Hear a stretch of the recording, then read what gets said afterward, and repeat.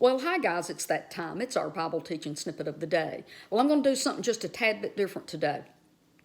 What I want to do is share some notes of what I was meditating. I was just in my room all by myself one morning, okay? And I try really hard, guys, to stay alone with God, alone with my Father, to be led by His Spirit for Him to teach me truth, okay? So I'm in my room quietly with the door shut, meditating and praying. And really, what I had been studying on are the writings of Paul in the New Testament, preparing my teachings for talking about the things that people believe through wrong teaching, that Paul, through God's Word, is promoting killing animals and eating them. And I'm just wanting to lay that out very clearly, that we probably misread some of those things. But I'm in there studying and doing my little thing, right? And God takes me back out of the New Testament and takes me over to Genesis chapter 1, okay? Now, I'm going to say this because the article kind of hints to it, what my little notes, my outline, but here's the thing. Did you know, and I've said this more than one time, okay, over talking about things, okay, when I'm talking about hell being a lie and several other subjects, not just about us living Genesis 1:29 as vegetarians, okay. If we can go back to Genesis and go back into those first few chapters of Genesis, we will become clear-minded on what God's will really is for mankind and what His truth really is, okay? We can clear up a lot of misunderstandings by just going back to the beginning, is what I always say. Now, so I'm going to go ahead and read this, but now I do want to say this. You know, this article or this outline, which will become a probably much longer article, I sent this out to a few people, okay? And they were already plant-based eaters, okay? I'm not trying to push my agenda or beat people up or make people feel like they need to become a vegetarian. What I wanted to do is to share this with people that are already walking this out with me, okay? And so I texted to a few and I shared it on Facebook Messenger. And I got back fairly quickly, 4 different people saying, I hope you share this, please share this is good. And many of the things that I write I don't share, because at some point I will just put it in one binder called a book, and it'll inspire people. And many times, watch this, also when people ask me questions in a public platform like comments on Facebook or YouTube, or even when they ask me questions privately on Facebook Messenger, I will type out an answer to them, and then I will move it into my save file so I can expand on that answer later on as I have time to meditate in the Word some more, and I can add to it and make it more clear. I also have it available to answer that question for someone else when they ask me the same questions, okay? And so let me say it. Thank you for each and every one of you that reach out to me and ask me questions, because it helps me grow. I love it when people ask questions. We're supposed to ask questions because that's the beginning of knowledge and a more deeper understanding. So when people ask me questions, it inspires me to study and learn on a deeper level, and we get to grow together. So thank you for all of your questions and your kindness toward me when you do ask me questions. But this particular little outline is not from anything that people have asked me about. The particular morning, like I said, that I was studying Paul's statements in the New Testament, and I was wanting to do some teachings and clear up some of our misunderstandings. And I do say we are thoroughly and completely mistaught and misunderstood most of the things that we think where Paul is saying go and kill and eat animals. I'm going to keep teaching on that. But so I'm in there in the New Testament, right? And God just takes me right back to Genesis. So these are my outline notes of my redirect study one morning in my bedroom. So let me get started on that. I'm just going to read it to you, okay? Here's notes of what I've been meditating on this morning. The clincher for me, as far as a faith-based position that God's will for man is a plant-based lifestyle being best. The healthiest for us is because it is in the very first chapter of the Bible. If we itemize the God said verses, where God's actually speaking, the 10th one is the creation of man. Then immediately, God tells man to multiply and fill the earth. And then the next thing, God tells man what to eat. Okay, so he says, let's make man in our image. And then he tells man, be fruitful and multiply and fill the earth with more human beings that look like me, act like me, think like me. Fill the earth with an image and likeness of me. What God was doing in the creation event is creating a physical realm that mirrors heaven. It's a place of peace. It's a place where there's no violence. Watch. So he creates mankind in his own image. Okay. And he says, fill the earth with more of me. And then the very next thing he does is he tells man what to eat, because he says, I have given you the plants for food. Okay, so he tells us how to live a nonviolent life in peace that's not only going to prosper the earth, okay, prosper all of the animals in the earth and all of mankind, it's going to prosper us in our health. We're going to live in peace, a nonviolent, peace-filled world walking in health.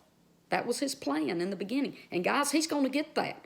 At the consummation of all things, Isaiah tells us there will be no violence. The animals will not be violent. And did you know the animals need us to lead the way and show them how to live a nonviolent lifestyle, just like we live a nonviolent lifestyle. Our children grow up to be nonviolent, right?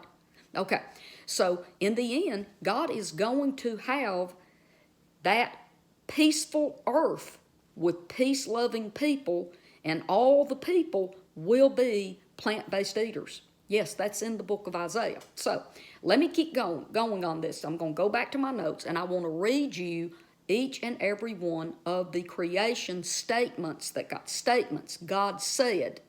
Okay, and then it explains a little bit, and then it'll say, and God said, and then it'll say, and God said. Okay, so the God said verses, man is the 10th in the creation speaking, and then he tells us to multiply his likeness and image and fill the earth with replicas of who he is.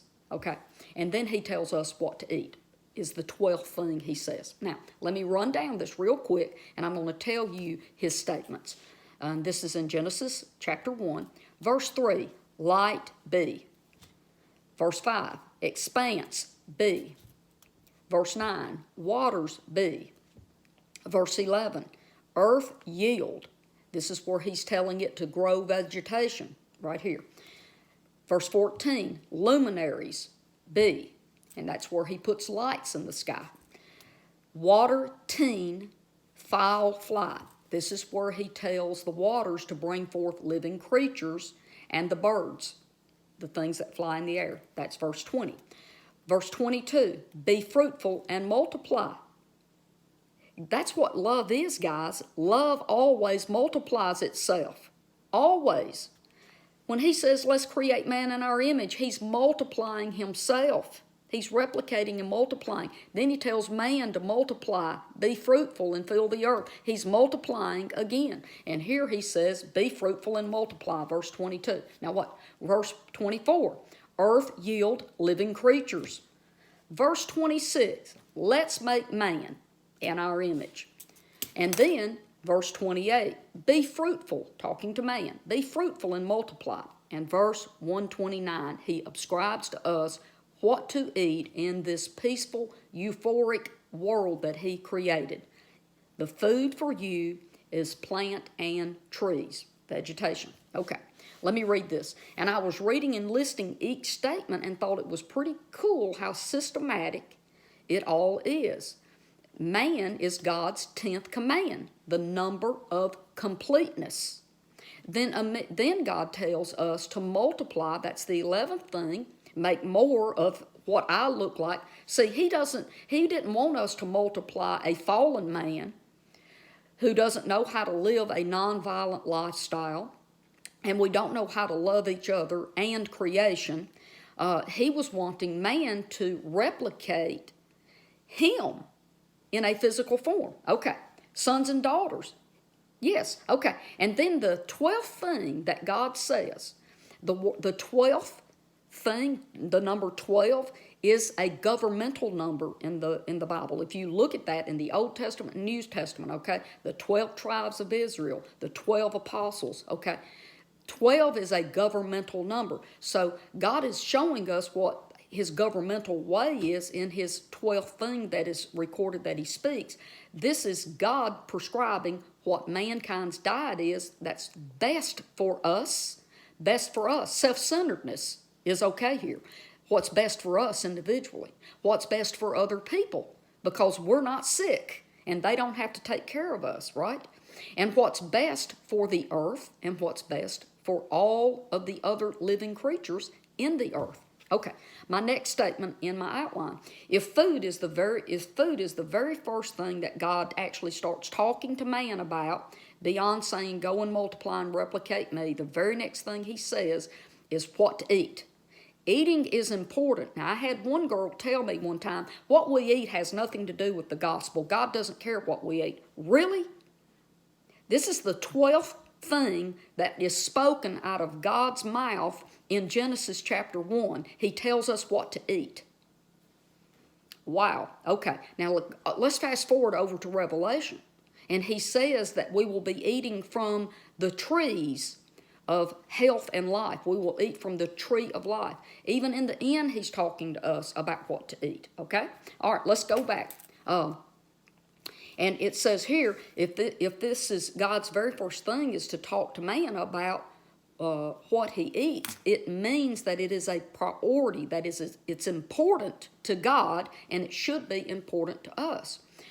My example in my outline. When we show up for work, whatever our boss says to us becomes our priority.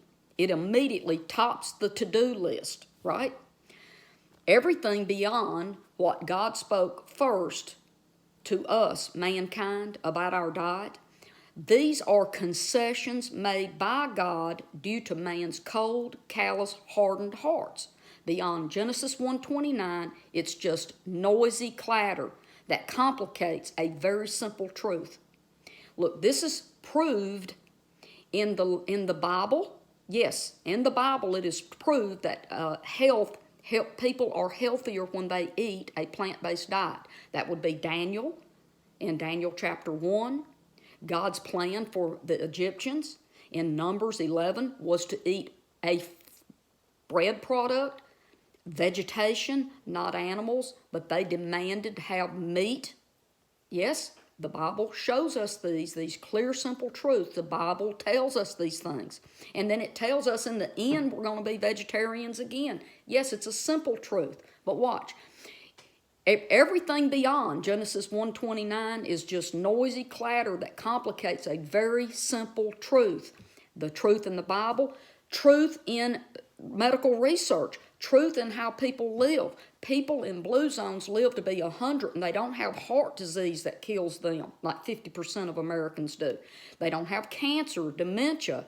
All of these health things that are killing Americans, it's because we have meat on our plate 3 times a day and we've been lied to, guys, okay? So we know truth, a simple truth, through history, research that they've done on how people live and how long they live. Okay, it's like stirring a muddy pond, a puddle with a stick, making it hard to see clearly. Now, I'm going to borrow from Paul in 1 Corinthians 13. If I lack love, I have become merely a blaring brass or a clanging cymbal, a cymbal clanging, okay? Here's my question for you. Can we now stop the noisy clatter of quoting scripture that allows us as fallen man to walk below our created value, our worth, and our excellence that we were created to live in? These self-focused scriptures do indeed lack love. Love is not found in instruments of violence toward any living being. Guys, listen, I'm going to sign off. I love you, and I will see you here tomorrow. Bye-bye.